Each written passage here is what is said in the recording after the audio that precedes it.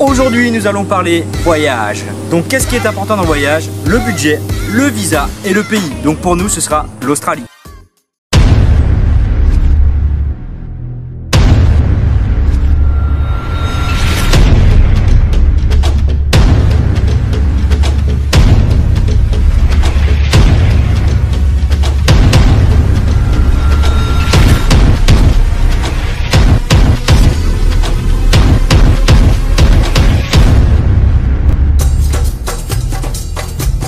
Welcome dans ma nouvelle vidéo de moi, c'est Peter. Dans cette nouvelle vidéo, je vais t'expliquer la meilleure façon de flinguer ton pognon en voyage. Je vais te parler aussi du visa, du Working Holiday Visa, permis vacances travail, ses conditions, sa durée et son prix. Je vais aussi te parler de l'Australie, donc c'est-à-dire des Australiens en général, de la vie en général en Australie, de son climat, de ses animaux, de sa culture. Je vais te parler aussi du budget.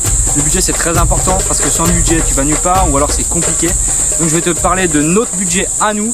Mais avant tout ça, je t'avais promis la présentation de Ladies and Gentlemen. Ce soir, je vais vous présenter la plus petite, la plus râleuse et celle qui se lève tard le matin. J'ai nommé Marine.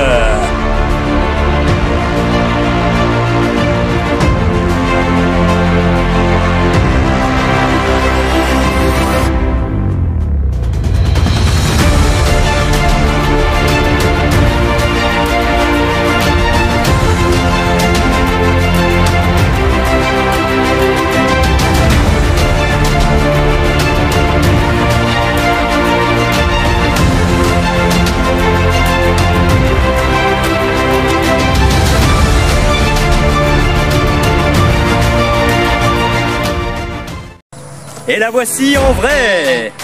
Hello everybody. Donc moi c'est Marine et je suis la personne qui partage l'aventure australienne avec Peter. Vous me reverrez certainement dans les vidéos de moi c'est Peter. Et voilà, on vous racontera tout, nos amours, nos amis, nos emmerdes, absolument tout. Alors à tout de suite.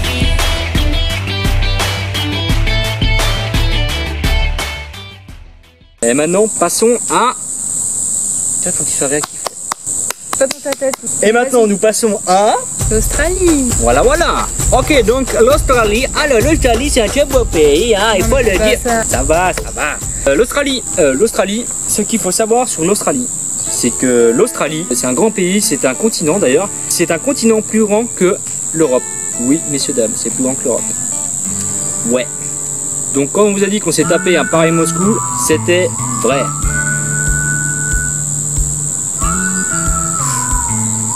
Mais tu dis ça, mais les gens sont pas censés savoir. Les gens sont pas censés savoir. Donc l'Australie, à elle toute seule, compte environ 25 millions d'habitants. Il y a peut-être plus de Français en Australie que d'Australiens à mon avis. Je dis ça, je sais pas, mais partout où on va, il y a des Français. Donc le climat de l'Australie, il fait beau, il fait chaud, mais il peut faire aussi froid.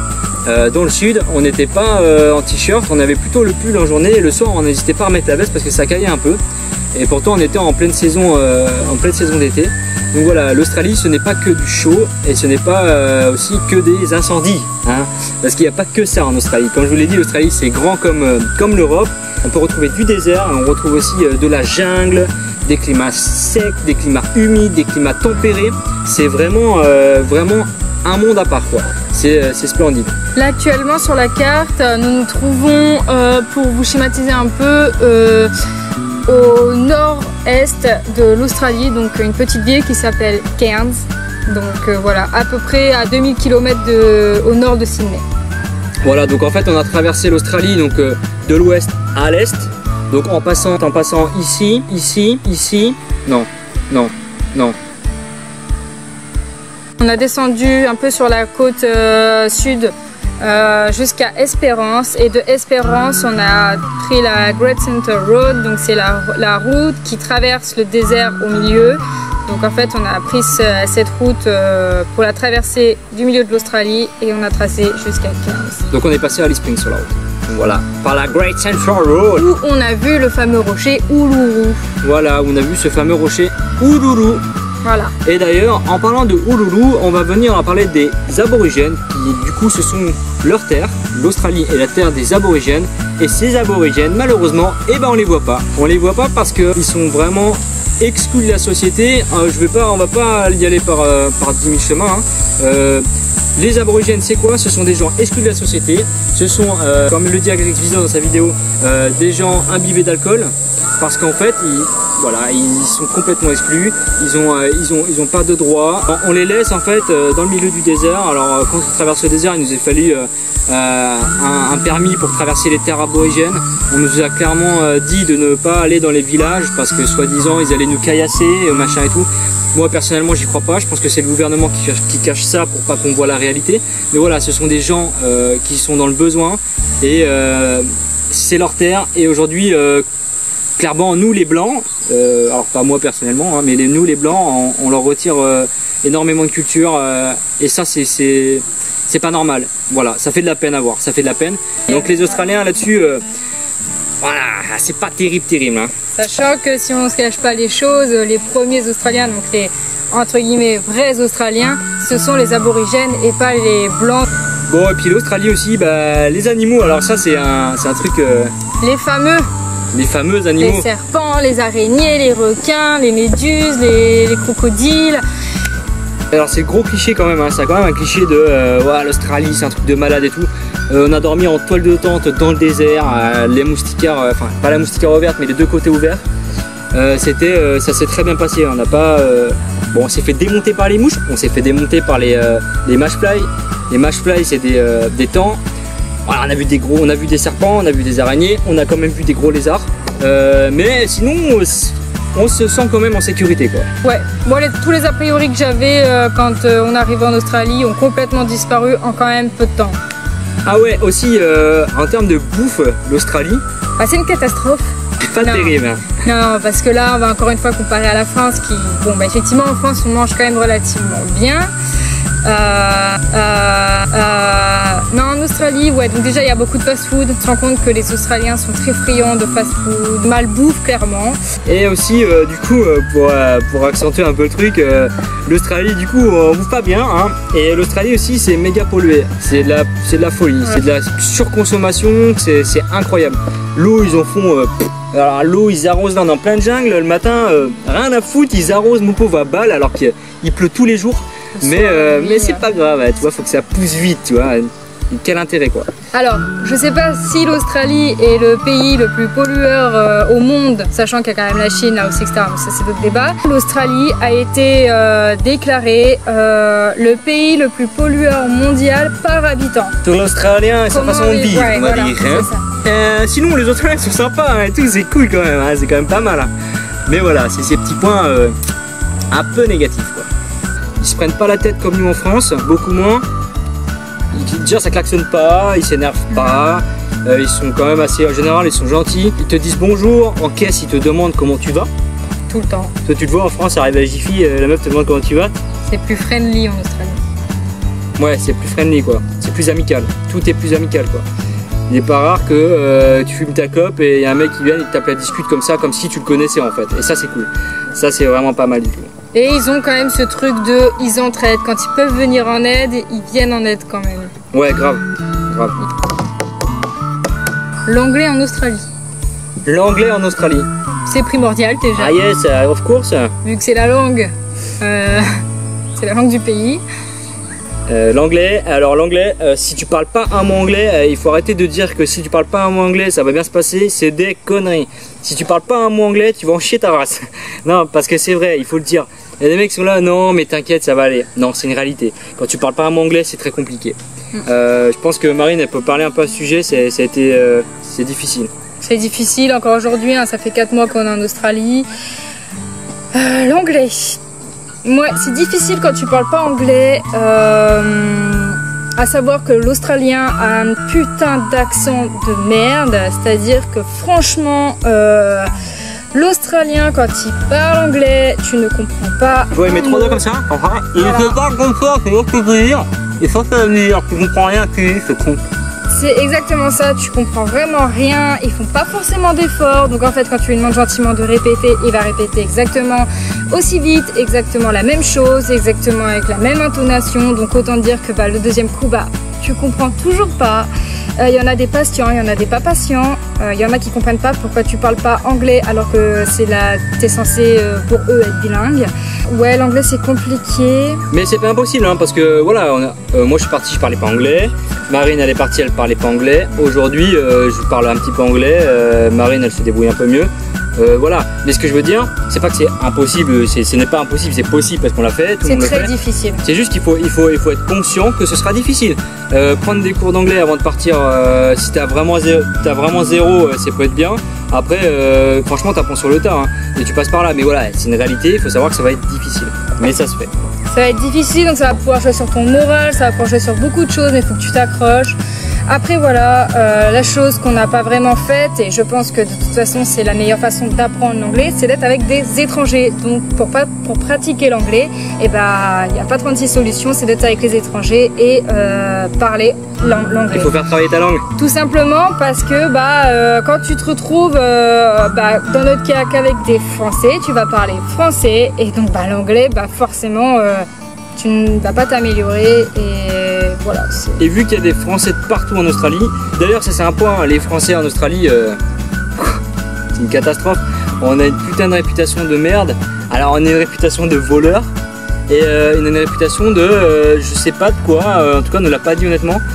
Mais en tout cas nous, 3 fois on est allé voir un employeur, on lui a demandé si on cherchait quelqu'un, il nous a demandé d'où on venait, on lui a dit France et il nous a répondu fuck off. Fuck off, ça veut dire en gros, allez vous faire foutre, dégagez quoi. Donc voilà, c'est gentil, merci quoi. Et là, aujourd'hui, actuellement, nous sommes à Cairns, nous recherchons du travail et nous allons rester à Cairns pour 3 mois. Ça c'est le plan de base. Ça c'est le plan de base, parce qu'il y a des plans, il y en a eu plein des plans, tu vois. Ouais. Et ça, ah ouais, putain, en voyage mec, les plans, ça change tout le temps. Nous, on n'était pas partis comme ça. Si tu m'avais dit dans 4 mois tu seras à l'opposé d'Australie, je t'aurais dit no way. Non, c'est pas possible. Et pourtant, yes. Merci les gars. Hein, on s'en rappellera de la petite Domino's Pizza là, hein. Les vrais savent. Il n'est pas qualifié du tout, hein. Et pareil, je voudrais revenir sur un point, c'est le travail. Alors voilà, encore 2 avis mitigés. Il y en a qui diront l'Australie, tu trouves comme ça le travail. Franchement, super easy. Ouais, grave. Et puis t'as d'autres personnes comme nous qui avons expérimenté le terrain et qui te diront pour trouver du travail, c'est pas si simple que ça. Faut arrêter de dire que le travail c'est facile hein. Au pire tu vas faire l'abattoir, au pire tu vas faire qu'est-ce qu'ils disent. Au pire, mais à 10 ans de construction, tu vas forcément trouver, au pire tu vas faire l'abattoir ou au pire tu vas faire la construction. Il faut arrêter avec ça. Au pire tu fais l'abattoir, au pire tu fais la construction. Il n'y a pas de au pire parce que même moi le au pire on n'a pas réussi à trouver. Et pourtant putain j'en ai appelé. Et non, le travail ça tombe pas comme ça, c'est compliqué quand t'es un étranger, en plus quand t'es un français, ouais. C'est vraiment compliqué. Donc voilà, il y en a ils ont de la chance, ils trouvent tout de suite.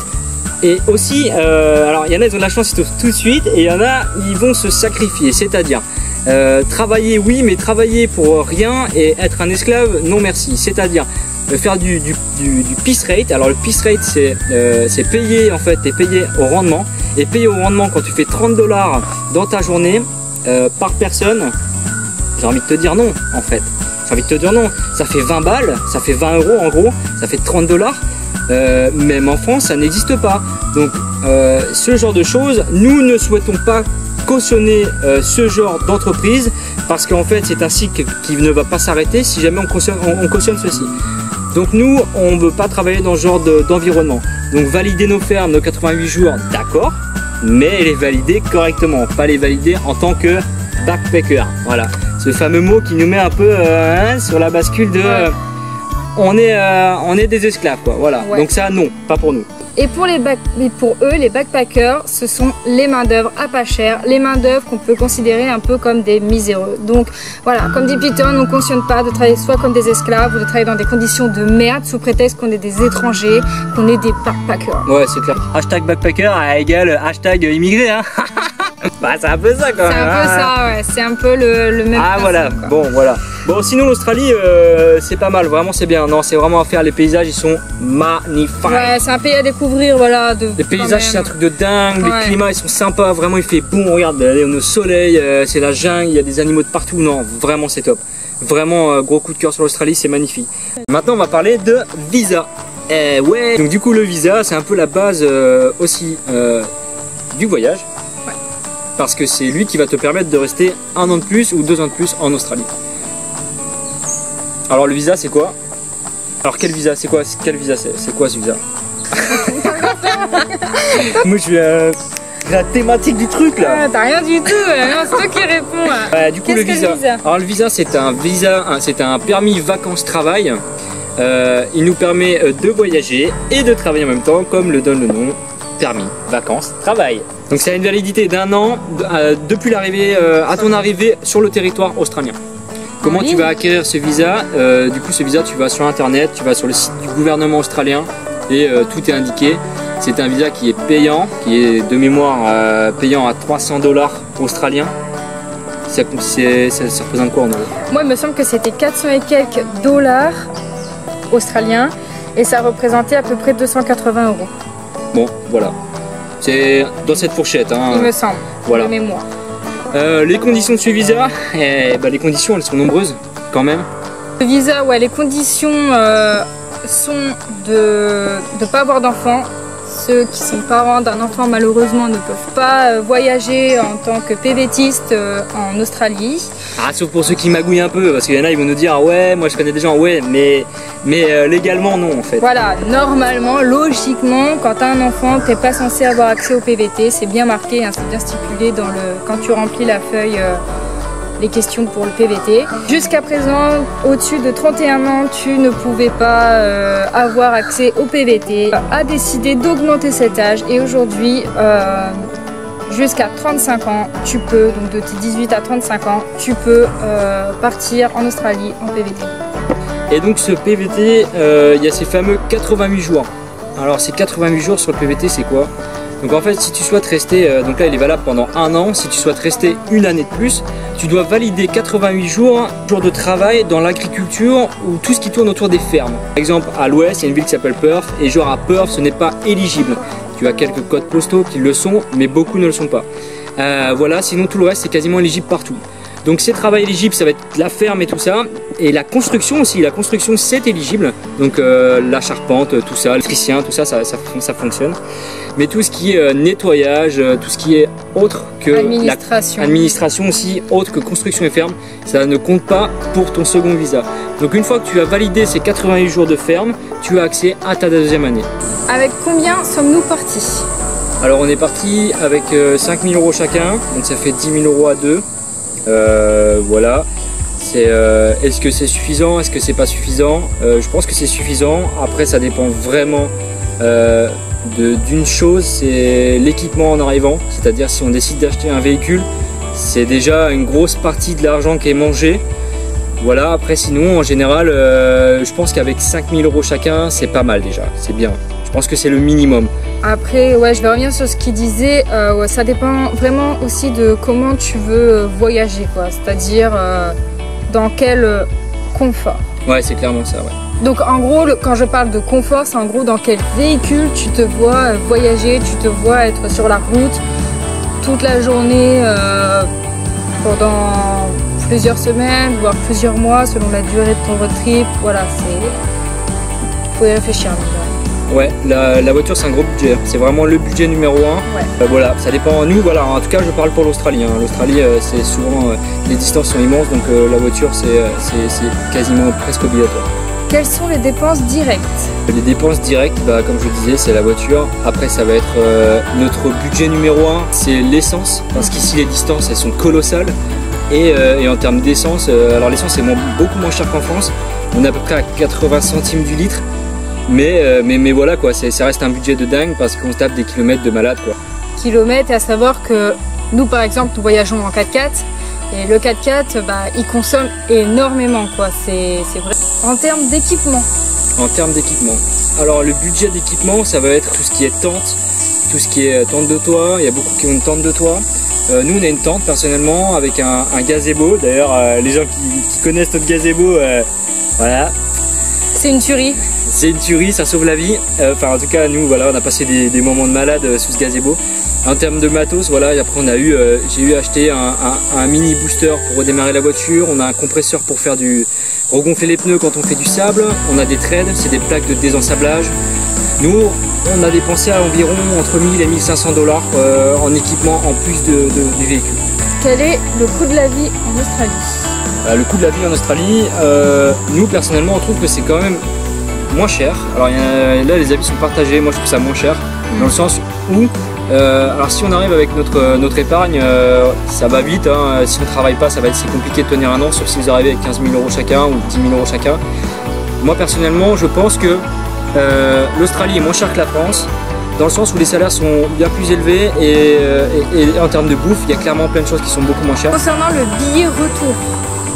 Alors ouais, alors nous on n'a pas pris de billet retour, mais ça c'est à prévoir aussi dans le budget si jamais vous voulez rentrer en France plutôt que prévu ou ce genre de choses. Nous on n'a pas pris de billet retour. Bon bah voilà, je pense qu'on a tout dit. Si jamais vous avez des questions et vous posez plein de questions, et bah il faut pas hésiter. Du coup bah déjà premièrement tu mets un like, ça c'est la base de la base, tu vois. Dès que tu te rends, la première seconde tu as déjà mis un like. La deuxième seconde tu t'es abonné, et à la fin de cette vidéo bah, tu balances un petit commentaire pour dire ce que tu as pensé de la vidéo. Éventuellement tes retours d'expérience. Ouais, tes retours d'expérience carrément, si tu es d'accord ou pas d'accord avec nous, ça c'est hyper intéressant et tout, carrément. Et voilà, n'hésite pas, tu as des questions, on a oublié un truc, bah allez, balance quoi. Ouais, je suis chaud. Balance. Allez, à tutti, ciao.